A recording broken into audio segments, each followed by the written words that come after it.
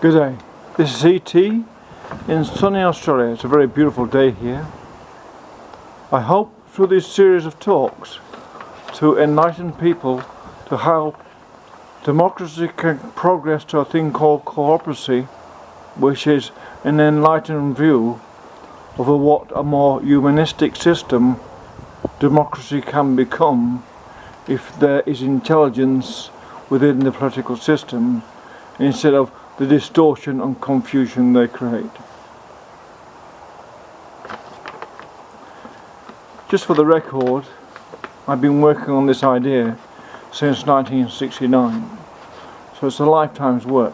I'm hoping to leave posterity through the medium of YouTube for the people who somehow use for the young people's benefit. This specifically is for the young people of the world.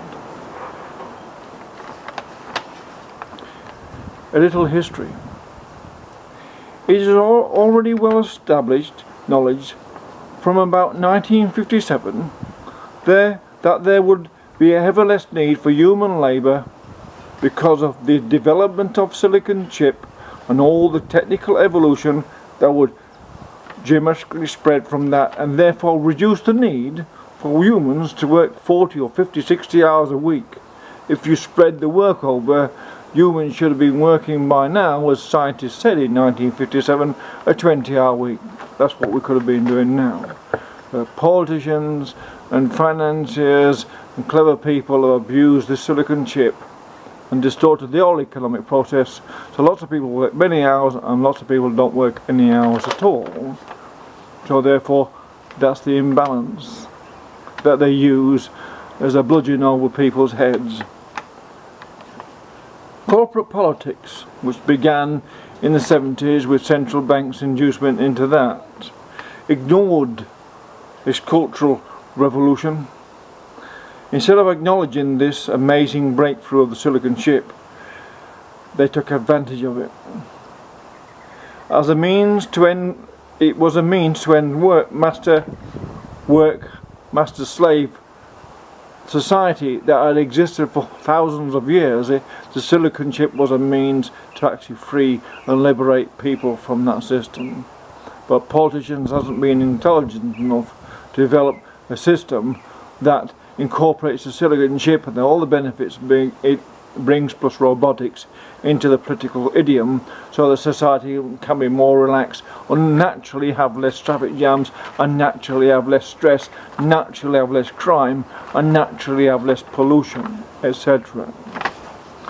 Corporate nature of politics not only enforces this ancient barbaric system of master-serf system, it also causes mass unemployment. In other words, it doesn't admit that there aren't as many jobs, it calls it unemployment. And actually that's not true. There's only so many jobs, so people, every job's taken, and most jobs are taken.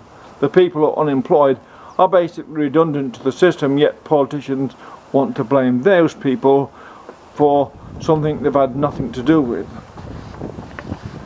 And they've all been about enriching those within corporate political systems, as politicians themselves are contracted to work not for the people, but for the corporate party they belong to. And they work just for a few people against the rest. When they say they work for the people, yes, they're not, it's legal speak. They're not working for the mass of the people, they're working a few who are associated with. And it goes totally against hundreds of years of humanistic democratic progress. They invited a foreign and private power, the central banks, to rule over free democratic constitutions, and began a counter-revolution in economic terms to good economic process. In that way, directed by central banks, corporate political slaves of regressed society whom they want to be served to the corporate political parties themselves. And they have been forever inducing more and more deficit into the masses through ease of credit.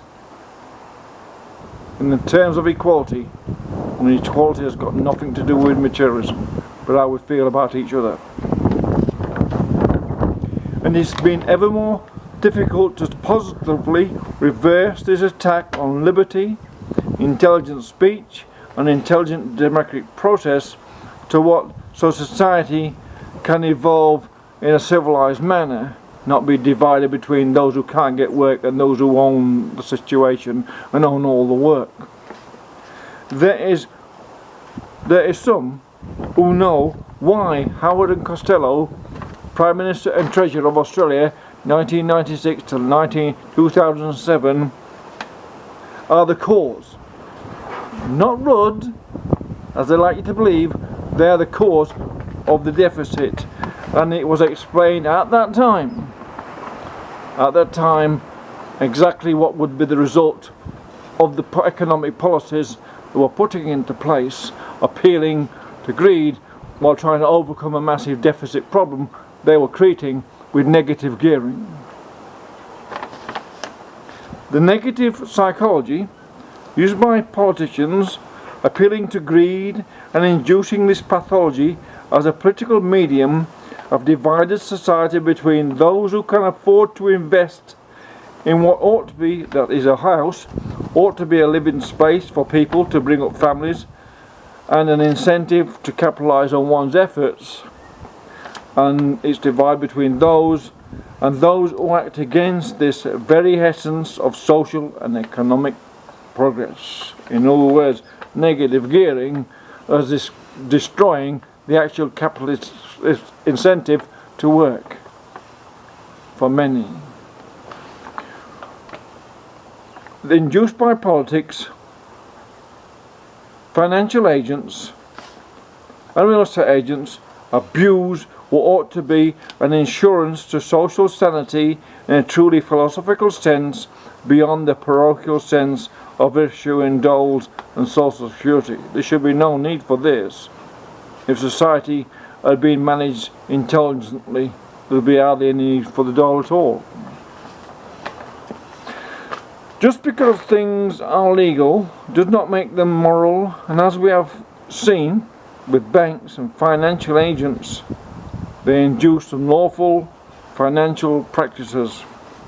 In fact, this regressive, divisive system, cause of revolution throughout the ages, ensures ever more people must resort to what is called the dole to sustain a basic substandard living, and even those on wages live hardly any better if you remove the time effort factor. How you see your life always was an individual philosophical matter of adapting to circumstances, or being forced by doctrine to agree with a position, or being induced emotionally into a situation that you know is difficult to get out of, and that's the reverse psychology, the negative psychology politicians have used, learnt from central bankers against the benefit, a longer term benefit or multi-generational benefit of society, which now must be seen for what it is, regressive and not progressive. But we'll come to this later in the course of talks on this idea of Coopracy, changes that for the benefit of everyone and treats everyone equally in the true philosophical sense. The immigration of pre-democratic ideas into modern democracies has created a system foreign to what should have been in Western societies. This is not to denigrate any immigrant at all. It's to denigrate politicians who have not educated the immigrants to fit in with the system that was already there, as if we go to their countries we are expected to fit in with the systems that they have. And this is to everyone's benefit. There's a reason immigrants come to the West, but at the same time they're destroying the benefits of it by bringing with them ideas that are out of date in the West and cause of their need to migrate. This is not denigrating any immigrant. It's trying to say there needs to be an education in this immigration process so everyone benefits, including the children of the immigrants who are going to be placed in the same situation before long that they're the ones they left.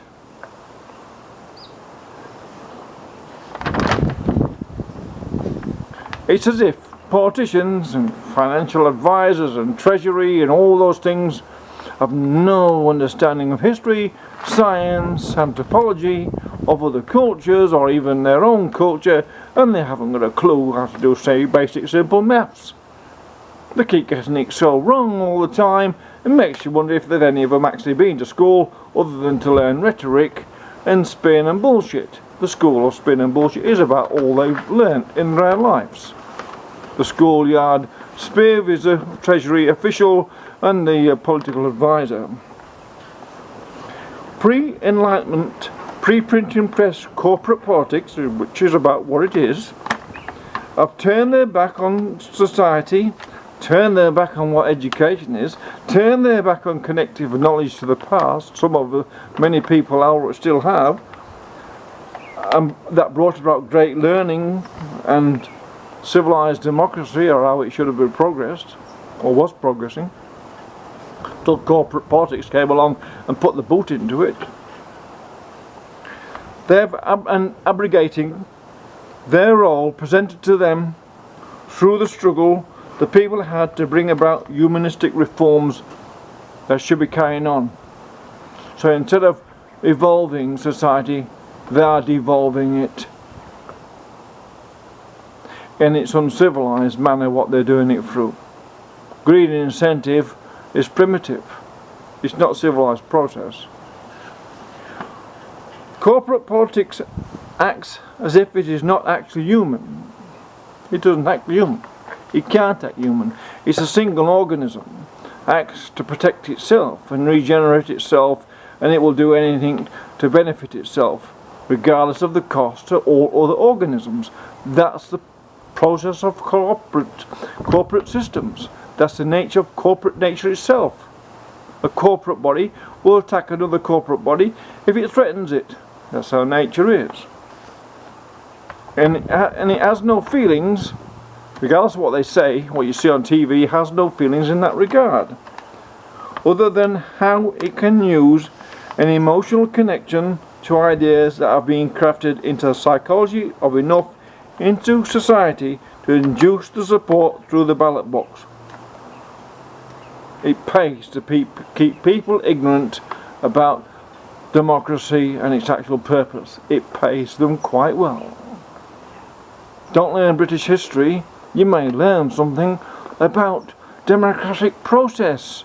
You won't want that, would you? And it uses negative gearing, a tax avoidance system made to increase the wealth of the rich and steal static capital, assets and immigration, not for the benefit of immigrant or resident society, but against the longer term good of the children of all. Oh yes, they'll be turning children against children in the future. As money becomes the big dividing line, all societies break down along that. It's always economics what breaks society down, and politics is doing all it can to be the bringer of a divided society across economic lines. It simply appears to act its budget as if it's ignorant of what it's involved in, which it well may be.